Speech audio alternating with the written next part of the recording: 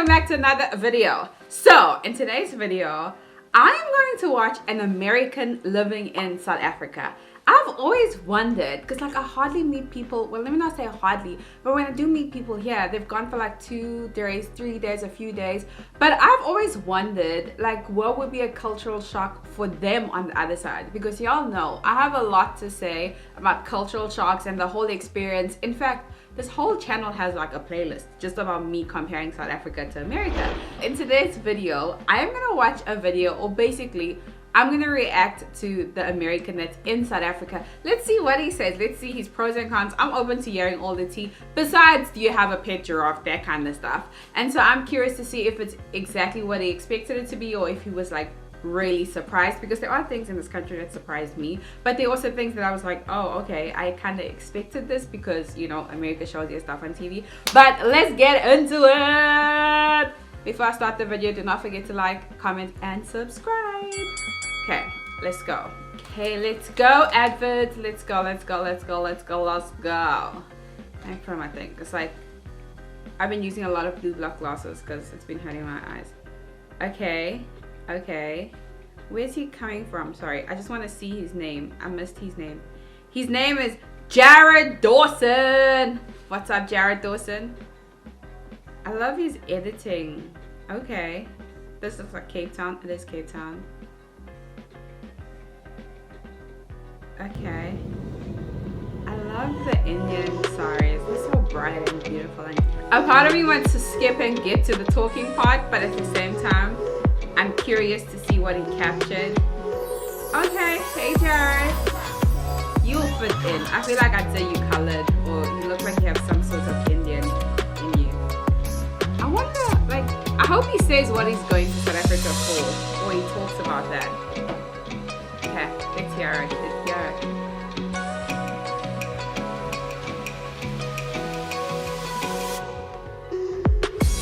I'm sitting with some biltong because why not? Okay, he's talking now.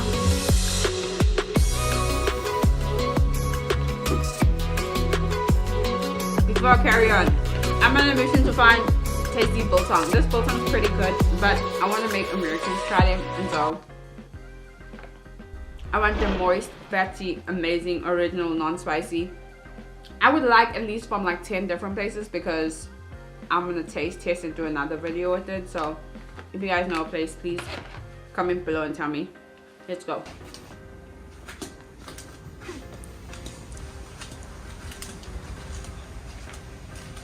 I've been in South Africa for about 2 months. Life here is pretty sweet, but I have to say there are a few differences between here and the United States. The first difference that I noticed is that the people here look different. Both the United States and South Africa are very diverse countries. Take a look at these graphs which break down the different racial categories in the United States and South Africa. If you look closely, you'll notice that South Africa has a racial classification that America does not.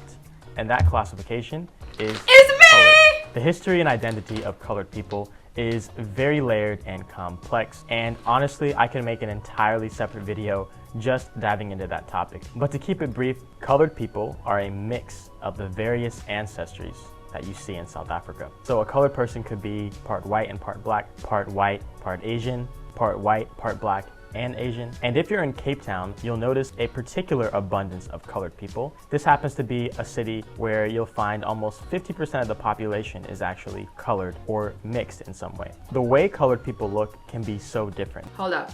Homeboy knows so much more than me. I just know how to explain what it is. I know there's a lot of colors in Cape Town, but I feel like I'm learning too.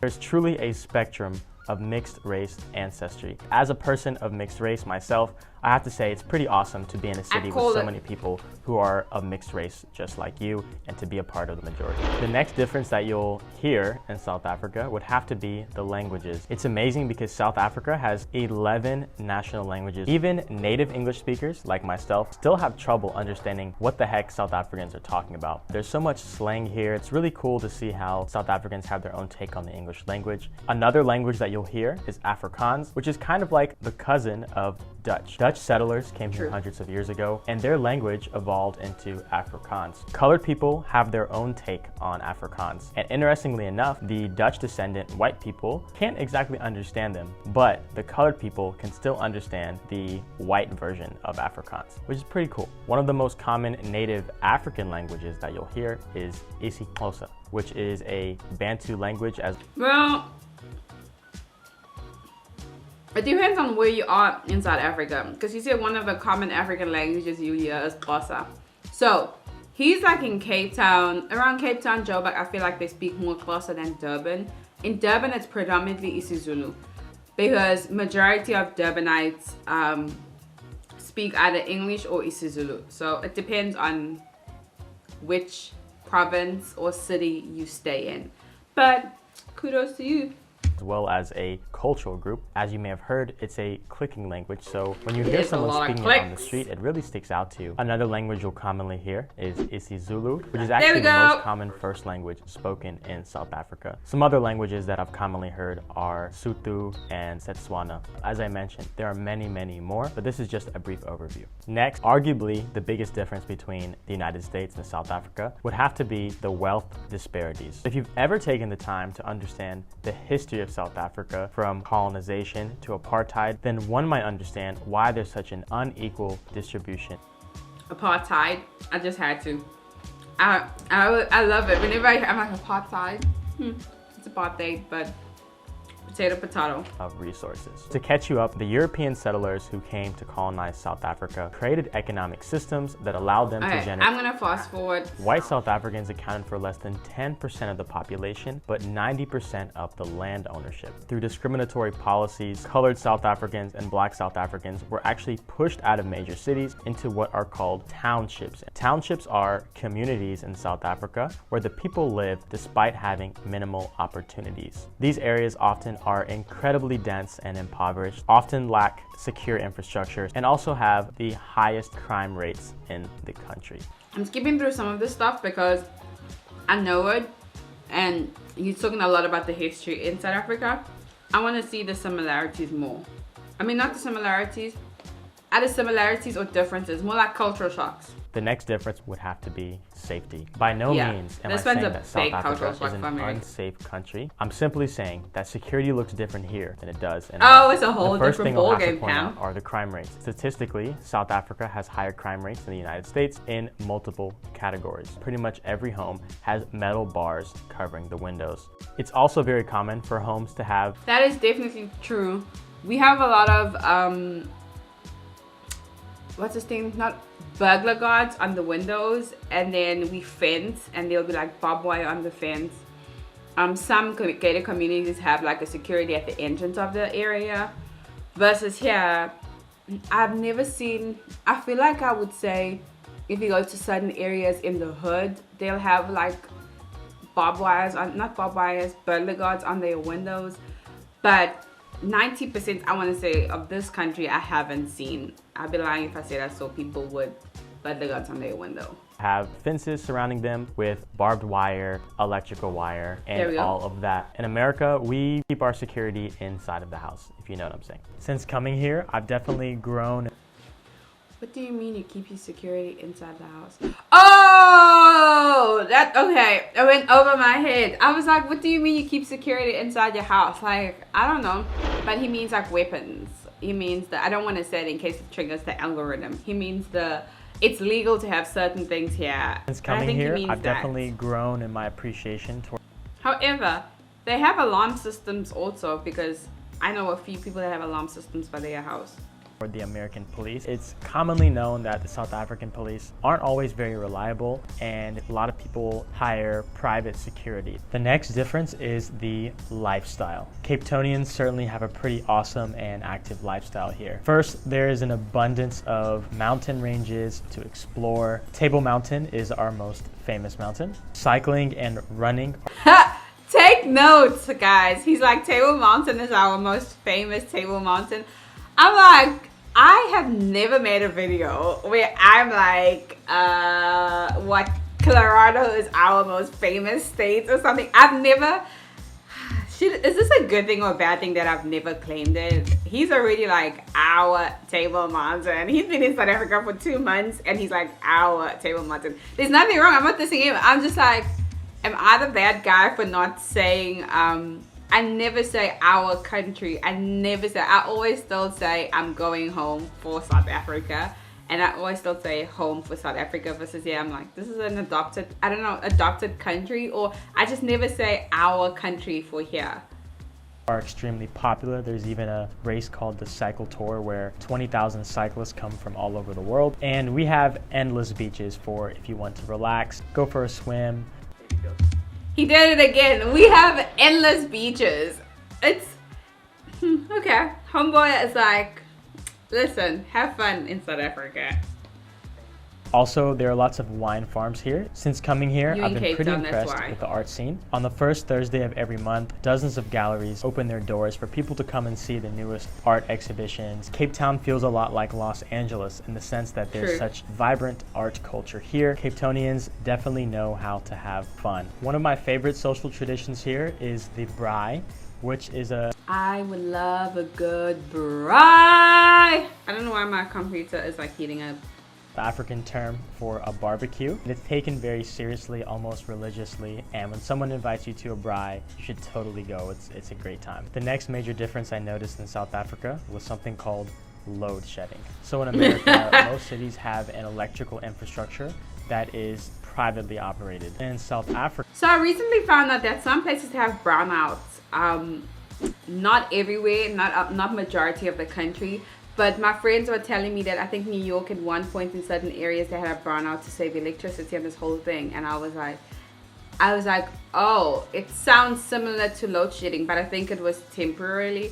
It's not like with load shedding where it's like, I don't know when that's gonna end. Africa, the electrical grid is publicly operated. When there isn't enough electricity to meet the demand of the city, the government will shut down the power. So for maybe 3 or 4 hours, you might be without power. If you've never experienced load shedding before, it can be quite frustrating when you need to use the Wi-Fi or you want to cook something. But at times it can be refreshing to turn off your devices, read a book, or go outside. The next major difference between South Africa and the United States would have to be transportation.